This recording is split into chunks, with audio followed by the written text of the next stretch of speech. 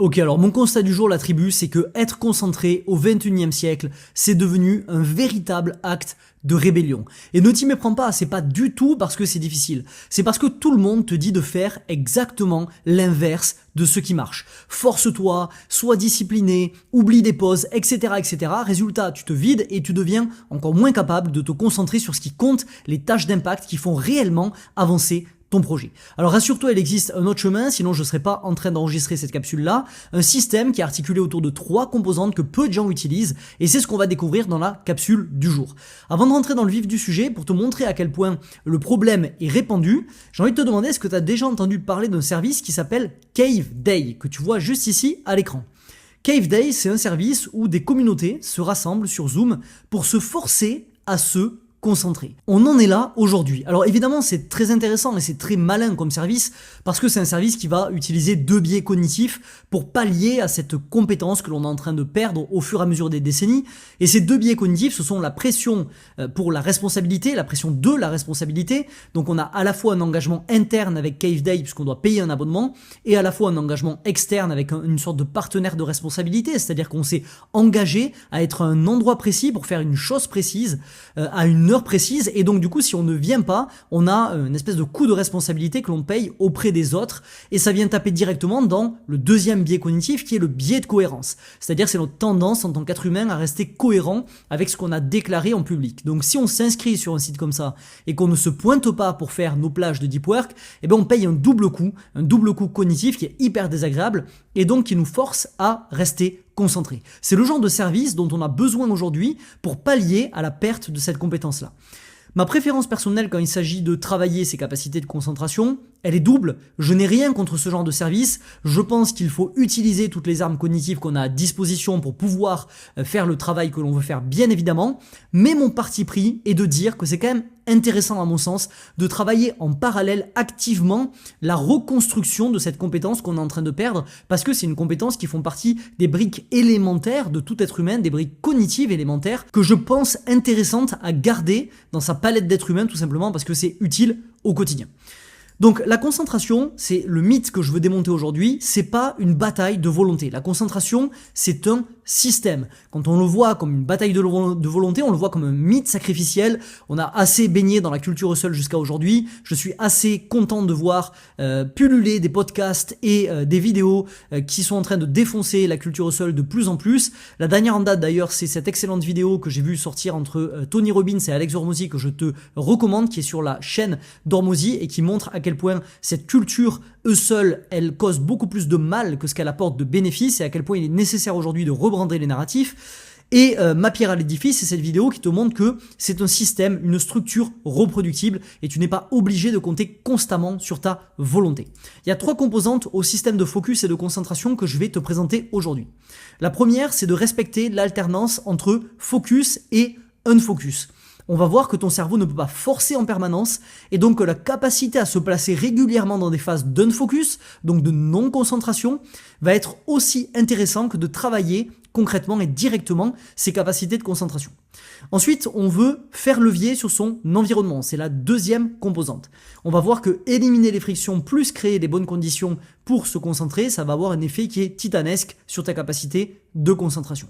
Et enfin, maîtriser tes mécanismes internes, que ce soit les mécanismes biologiques, psychologiques ou cognitifs. On va voir qu'en augmentant notre niveau de connaissance et de conscience sur ces mécanismes-là, on va être capable d'augmenter, d'aller jusqu'à x2, x3, x4 nos capacités de concentration au quotidien. Le résultat, c'est qu'aujourd'hui, je vais te livrer 11 leviers étranges qui se répartissent dans ces 3 catégories, ces 3 composantes. Et j'insiste sur le terme étrange parce que je vais essayer aujourd'hui de te présenter des leviers dont on ne parle pas souvent et non pas des leviers qui sont vus et revus. Ok ?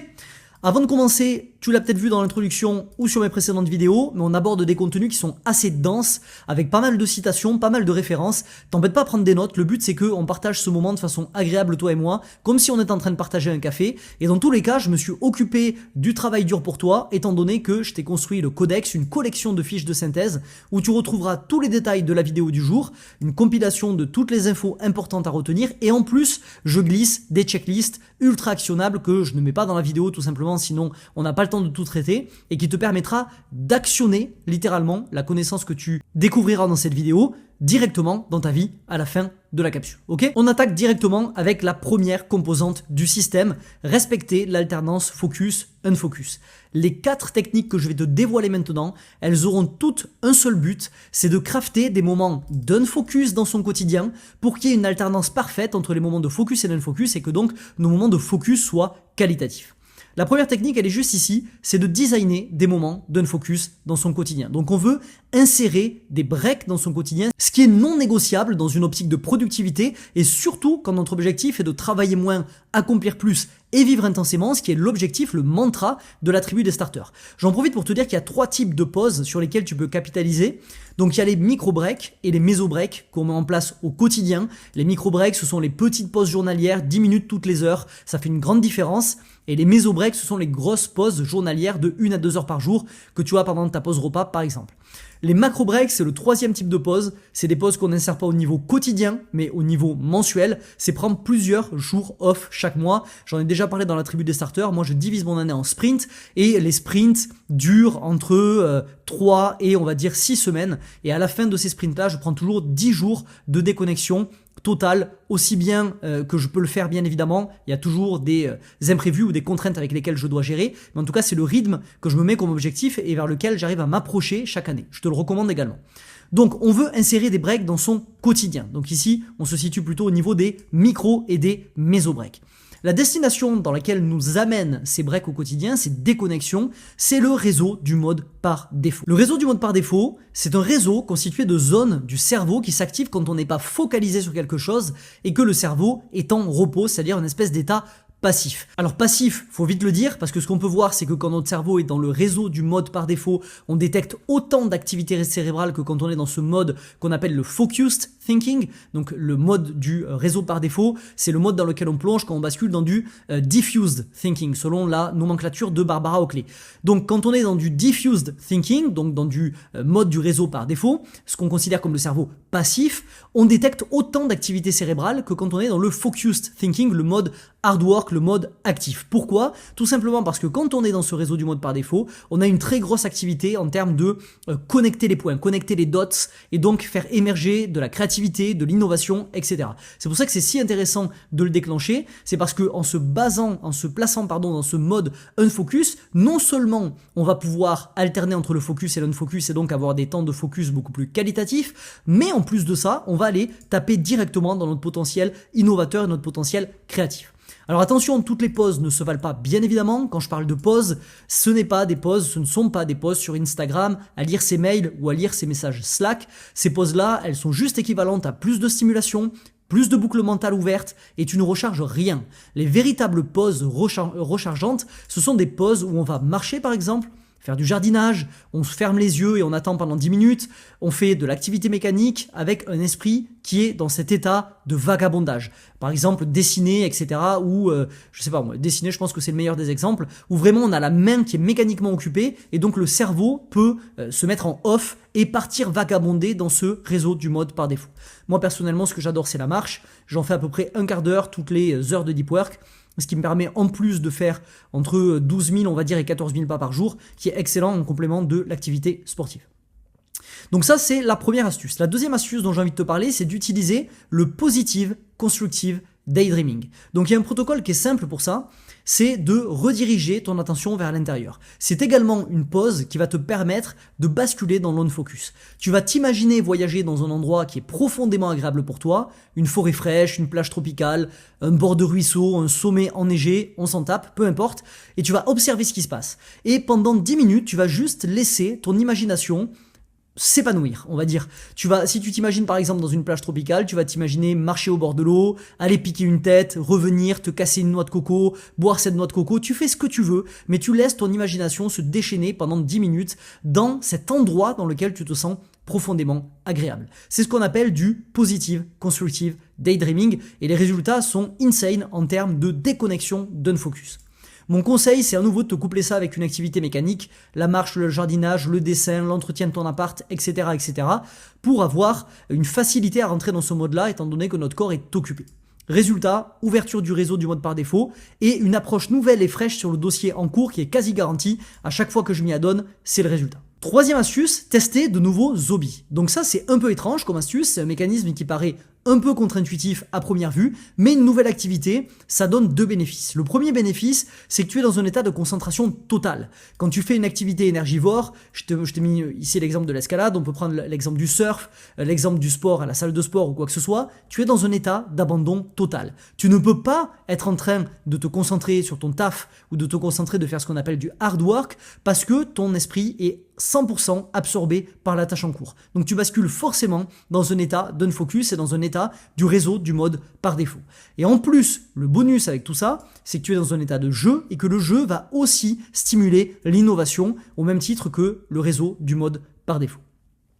Quatrième astuce sur cette thématique et cette première composante qui est l'alternance focus-unfocus, c'est de faire une digital detox. Toutes les études convergent vers la même conclusion, c'est que les digital detox sont excellentes pour la santé et sont excellentes pour nos capacités de focus parce qu'on va aller reset nos récepteurs de dopamine. Il y a 4 raisons clés, donc je vais te les balayer. Premièrement, tu te rappelles qu'il existe un monde à l'extérieur des écrans, et c'est quand même sympa. Deuxièmement, ça va t'aider à faire un reset dopaminique, dont je viens de te parler. J'ai fait tout un article sur le sujet que tu peux trouver sur mon blog, blog.sofianadine.fr/sevrage-dopaminique. Tu verras l'expérience que j'ai menée. Si ça t'intéresse d'ailleurs que je fasse une vidéo sur le sujet, n'hésite pas à me le dire dans les commentaires. Troisièmement, tu vas quitter la surstimulation de ton esprit et laisser le temps à nouveau de connecter les dots. Et quatrièmement, ça te permet de penser à ce qui est réellement important. Donc tu vois bien que sur ces 4 astuces pour faire une mini conclusion, ce qu'on retrouve en permanence, c'est que le fait que quand on alterne le focus et l'unfocus, quand on arrive dans l'unfocus, on bascule dans l'état du réseau, du mode par défaut qui est hyper bénéfique pour ta santé, pour ta créativité, pour ton innovation et pour tes capacités de concentration. C'est l'équivalent d'un entraînement à la salle de sport où tu stimules d'un côté pendant le focus et l'unfocus c'est le recovery et c'est pendant cette période-là que se passe réellement la croissance musculaire. Deuxième composante du système, faire levier sur ton environnement. Première astuce, couper toutes les distractions avant de te lancer dans une tâche. Nos journées, elles transpirent de distractions, que ce soit les messages, les alertes, les notifications, coupe tout. Il y a maintenant 5-6 ans, j'ai désactivé toutes les notifications de mon téléphone portable. La seule chose que j'utilise, c'est sur une liste de contacts favoris qui peuvent m'appeler à tout moment, même quand mon portable est en ne pas déranger, puisque j'utilise un double truc, c'est que non seulement j'ai pas de notifications, j'autorise pas les applications tout simplement à m'envoyer des notifications, mais en plus de ça, donc sauf message et le téléphone bien évidemment, mais en plus de ça, je suis en ne pas déranger toute la journée, c'est-à-dire de 8h à peu près 19h. Et pendant ce mode non dérangé, il n'y a qu'un répertoire très finement sélectionné de proches qui peuvent me contacter, sinon toutes les autres personnes sont renvoyées sur ma messagerie. Une fois qu'on a fait cette action-là, qui fait peur au début parce qu'on a toujours l'impression qu'il va y avoir des gens qui vont avoir besoin de nous et que si on leur répond pas dans les heures qui suivent, ils sont en danger de vie ou de mort. Spoiler alert, ça fait des années que je fais ça n'est jamais arrivé. Je suis loin d'être le seul, c'est très documenté aujourd'hui. Par contre, je ne ferai marche arrière pour rien au monde, étant donné que ça a transformé mes capacités de concentration. Sixième astuce, changer régulièrement d'environnement de travail. Ce qu'on veut, c'est entraîner son cerveau à être focus partout. Donc ici, on va jouer sur la composante environnementale, non pas dans le sens épurer son environnement pour plus facilement se concentrer, mais bien dans le sens rajouter un peu de friction dans le but d'apprendre à notre cerveau à soulever des charges de plus en plus lourdes. C'est-à-dire qu'on veut entraîner notre cerveau à se focus dans des coffee shops bondés, dans une bibliothèque silencieuse, dans un parc ensoleillé, et en l'attaquant comme ça sous plusieurs perspectives, on renforce le muscle de la concentration qui est beaucoup plus efficace quand on se retrouve dans un environnement où il est facile de se concentrer. Le principe, c'est un entraînement musculaire. Plus tu exposes ton cerveau à des contextes variés, plus il devient indistractible. Le but derrière tout ça, c'est de ne plus dépendre d'un environnement idéal, c'est de devenir capable de te concentrer dans n'importe quelle situation.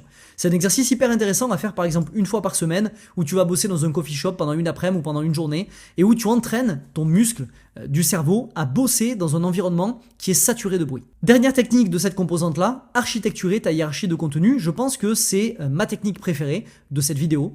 Le principe fondamental derrière tout ça, c'est que ton cerveau il s'adapte au type de contenu que tu consommes. Je pense que c'est pas une nouveauté pour toi. Il y a 2 extrêmes quand on parle de types de contenu que l'on consomme.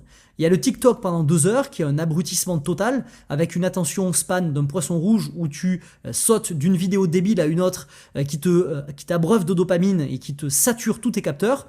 Ou alors, à l'inverse, tu as un livre que tu vas lire pendant 2 heures avec très peu de stimulation, dans un coin, des phrases longues, complexes, une pensée nuancée, profonde et précise, qui vont donc entraîner des capacités de concentration beaucoup plus profondes et beaucoup moins superficielles.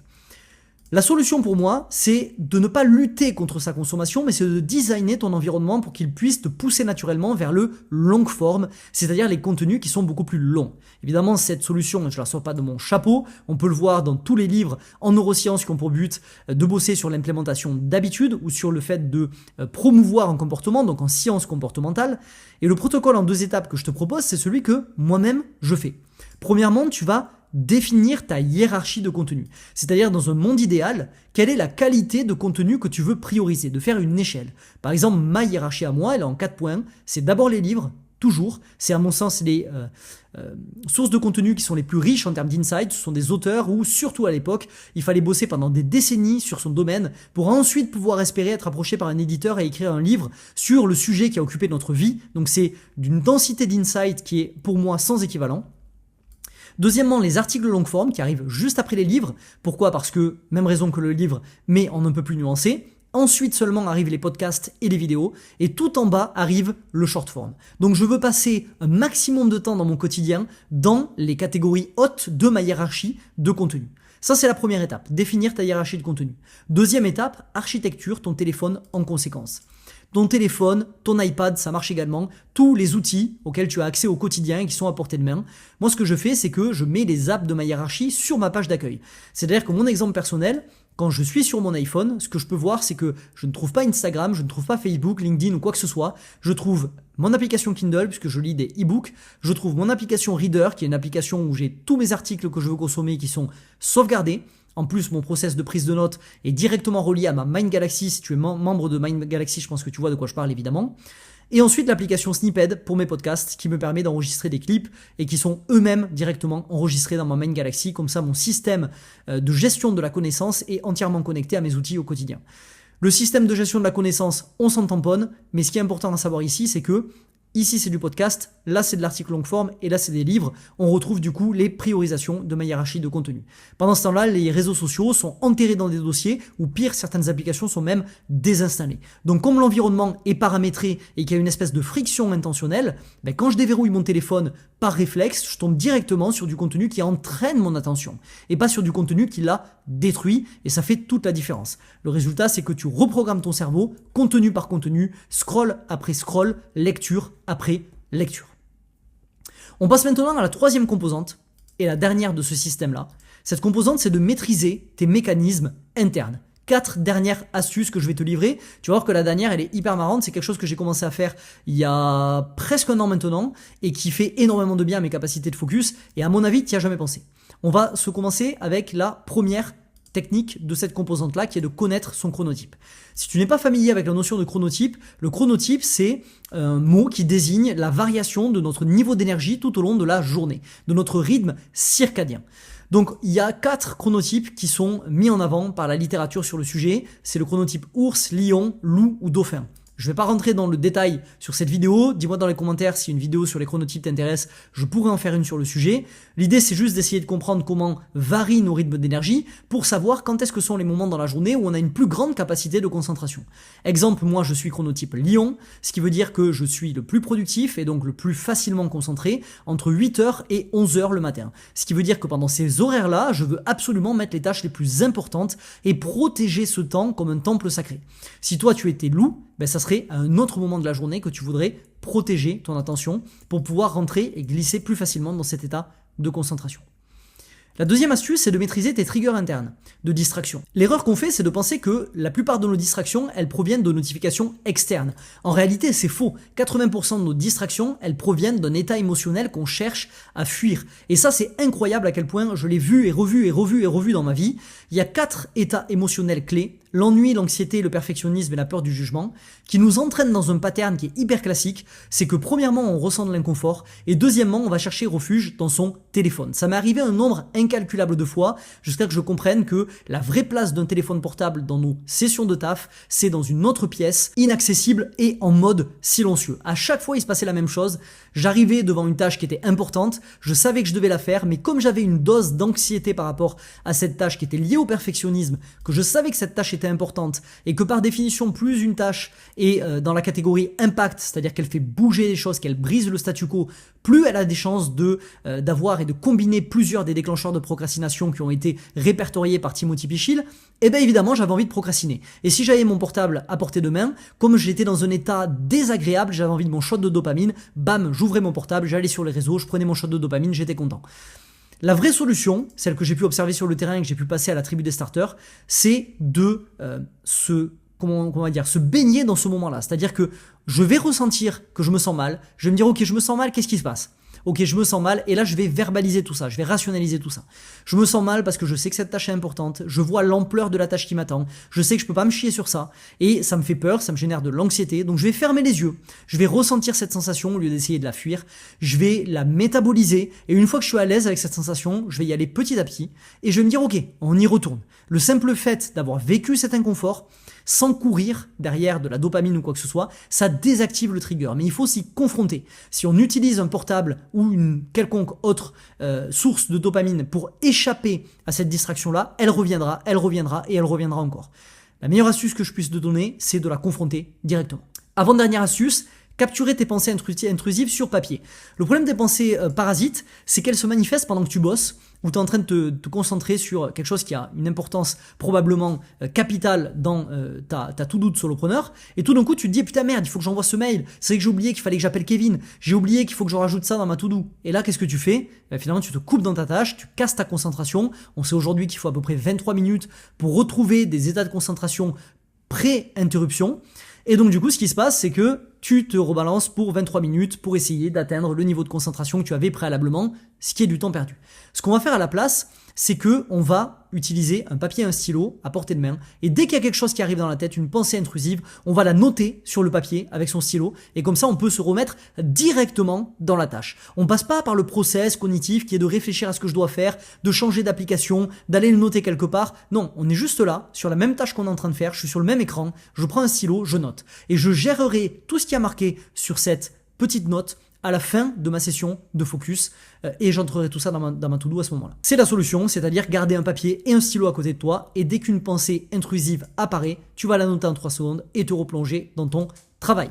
Le mécanisme, c'est que tu viens de fermer la boucle mentale à ce moment-là, ton cerveau il la considère comme classée, il se dit ok, maintenant je sais qu'elle est au bon endroit, j'ai pas besoin de la faire repop dans le cerveau de Sofiane encore et encore et encore, parce que je lui fais confiance, il l'a écrit quelque part, elle est sortie de la tête, je n'ai plus peur de l'oublier. Et enfin, la dernière astuce que je te conseille, c'est de regarder des films et des séries sans sous-titres.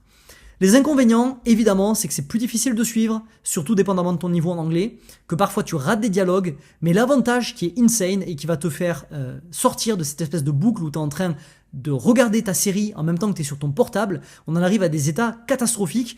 Je sais que pour un des derniers films qui était sorti, je me rappelle plus exactement comment il s'appelle, je crois que c'est The Rip de Matt Damon. Il expliquait quand il faisait la promo que il avait pensé ce film-là, et que désormais Netflix avait tendance à penser les contenus scénarisés pour lesquels il se lançait, pour qu'il soit consommé avec du scroll à côté. Ce qui veut dire que comment il a fait Matt Damon, il a fait en sorte que toute l'intrigue soit verbalisée. C'est-à-dire que c'est fini des sous-entendus, les trucs où il faut suivre pour essayer de comprendre les relations qu'ont un personnage avec un autre ou quoi que ce soit. Maintenant, on va tout verbaliser parce que les films et les séries sont pensés pour que tu scrolles en parallèle. C'est catastrophique, artistiquement parlant. Je t'en parle même pas pour le cerveau, bien évidemment, et où on va à l'échelle des décennies. Donc, ce que je te conseille, c'est de passer par cette période inconfortable de difficulté à suivre et de rater des dialogues, parce que ce que ça t'offre en contrepartie, c'est entraîner ton cerveau à vraiment écouter. Comme tu as peur de louper des trucs, tu as peur de rater des dialogues, tu te concentres à fond sur ce que tu entends avec tes oreilles et les scènes qui sont en train de se dérouler, plutôt que de lire passivement en bas de l'écran, et comme certains ont tendance à faire, c'est-à-dire je lis le paragraphe hyper vite, donc le dialogue n'est pas encore fini, du coup pendant que le dialogue se finit, j'ai le temps de regarder un peu ce que je suis en train de faire sur Instagram ou quoi que ce soit. Donc on sort de ça et on s'entraîne à se concentrer sur la tâche qui est en cours. Alors évidemment, je le donne sur un ton impératif, tu fais exactement ce que tu veux, moi je suis pas là pour te donner des ordres, je t'explique juste ce que j'ai pu voir qui fonctionnait sur le terrain, et bien évidemment qu'en fonction de là où on en est dans notre parcours personnel productif, il y a des techniques qui nous parleront plus que d'autres, il faut pas non plus ressentir ça comme une pression à devoir tout faire, et d'ailleurs c'est ce dont je vais te parler dans la conclusion. Le résultat, si tu le fais, c'est que tu as des micro-entraînements d'attention span, donc de durée d'attention, pendant que tu te détends, et ça c'est quand même bien. Donc pour faire la transition avec ce que je viens de te dire, l'idée ici, ce n'est pas de se mettre une terrible pression à se dire ok, je dois appliquer toutes ces techniques sinon je suis foutu. Commence par en sélectionner une, celle avec laquelle tu as le moins de mal, et implémente-la dès cette semaine pour commencer à faire un pas de plus vers une capacité de concentration améliorée. Et si jamais tu penses que ton attention elle est fluctuante aujourd'hui parce que tu as trop de projets sur lesquels te concentrer et tu es trop dispersé dans ton quotidien, je te conseille de regarder cette vidéo qui s'affiche à l'écran en ce moment où je te dévoile la technique, la stratégie utilisée par Einstein que j'utilise moi-même depuis maintenant plus de 4 ans et qui a drastiquement transformé la façon dont je me concentre au quotidien.